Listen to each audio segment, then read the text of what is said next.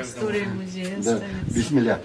Чтобы каждый подпишем, что дату напишем и место, что за учреждение. Иншаллах. К сожалению, совершили в своей жизни какой-то проступок, оступились, были, так сказать, наказаны государством в соответствии с законодательством, но им надо продолжать свою жизнь и вот именно исправить человека и поставить его, так сказать, дать ему такие установки, чтобы он больше не оступался в своей жизни. Я думаю, религии, особенно вот такие основные религии наши, они очень правильно помогают, и очень важно общаться и, так сказать, помогать в религиозном плане людям, которые находятся в таких заведениях. От имени главы Духовного собрания мусульман России, муфти Альбир Хазрата Кырганова, передать его пожелания вам милости, благоденствия от Всевышнего Аллаха.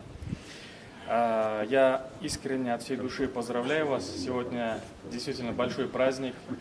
Сегодня открывается Дом Всевышнего Аллаха. Искренне хотела бы поблагодарить вас за то, что у истинно верующих мусульман появился свой Дом Аллаха. Это очень важно, когда верующему человеку есть куда прийти.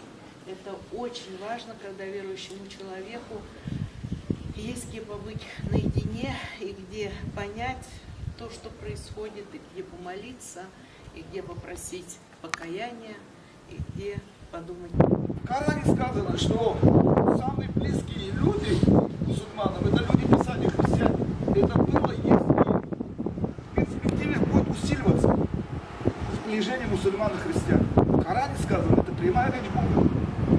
И вот мы уже это видим в условиях российской действительности. Я этому очень рад. Деятели ислама, деятели православия как братья взаимодействуют.